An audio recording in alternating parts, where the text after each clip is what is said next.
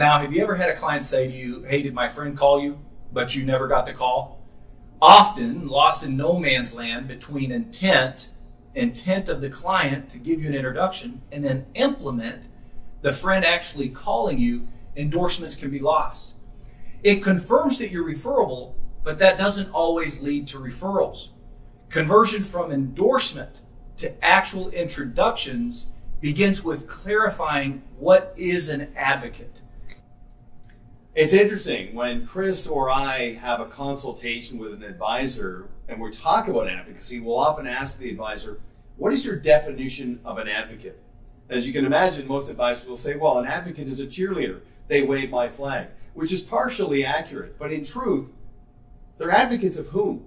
You see, a client who becomes an advocate is not referring a friend to you to help you grow your business. They actually feel they're doing a friend a disservice by not making the introduction. So they're actually advocates for both people. They understand the need of the friend, your value, they make the introduction. But you have to give them clarity to appreciate that. And the best way to do that is use structure. And the framework is why, who, how. So explain to a client why you make yourself available.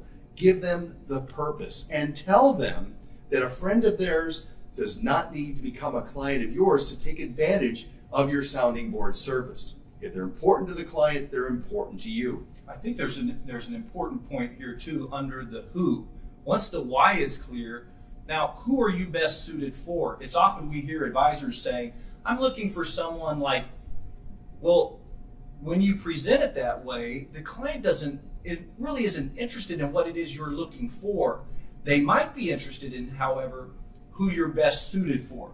So the who needs to be clarified as well as the why. Right? Exactly. So demystify that. Share with your clients who your ideal client is using your ideal client profile around AAA. Remove the mystery and then segue to the how. Explain the process step by step so your client knows exactly how introducing someone to you will ultimately come back to reflect on them. When you say to a client, look, we have a process in place that our clients use to make introductions. Step one, call us, get the wheels in motion. Step two, I'll reach out and have an initial conversation over the phone with your friend. If we see the merit in getting together, I will send out my introductory kit so they can get to understand my philosophy, planning strategy, and process, and then we will sit down. And as I said, they do not need to become a client. If they're important to you, they're important to me. If they want to become a client, we can move to the next step of the process if in fact they're a good fit.